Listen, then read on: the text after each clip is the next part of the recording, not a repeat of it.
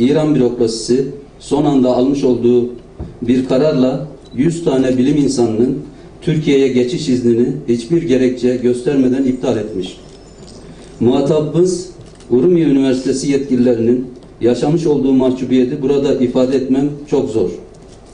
İran bürokrasisinin bilim insanlarına karşı yapmış olduğu bu saygısızlığı kınadığımı ifade etmek istiyorum. Mesnevisinin henüz başında bize şöyle diyor Hazreti Pir: ey oğul, kopart şu zincirlerini.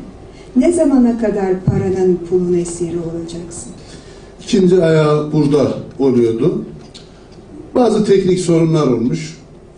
Biz onları da görmezden geliyoruz. İnşallah bu tür faaliyetlerimiz devam edecek.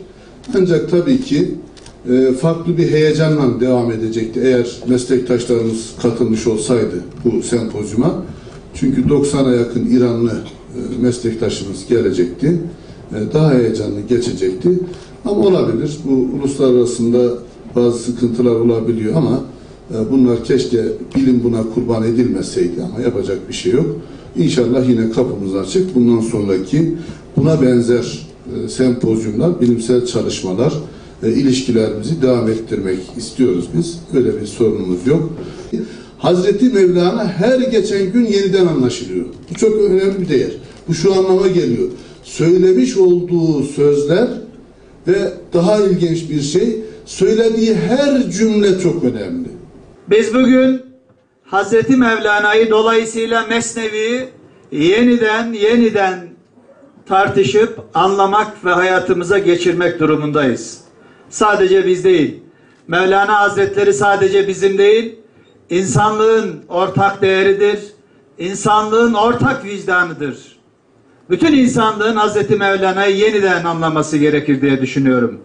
Bu gözyaşından, bu akan kandan, bu basit çıkarlar uğruna insanın birbirini boğazladığı bu çağda Hazreti Mevlana'ya dünden daha çok ihtiyacımız var bugün.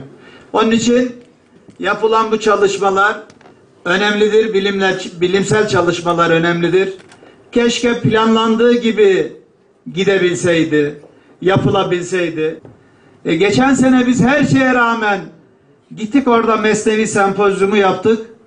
Bu sene burada yapmayı beraber karar verdik. Daha 20 gün önce Erzurum Başkonsolosu beni ziyarete geldi, İran İslam Cumhuriyeti'nin, ve bana ortak kültürel faaliyetleri artıralım teklifiyle geldi.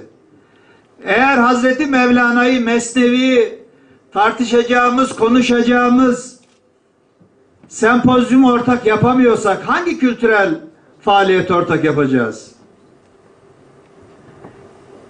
Bu davranış gerçekten hepimizi üzmüştür. Bu ne iyi komşuluk ilişkilerine, ne dostluğa, ne de kardeşliğe sığmıştır.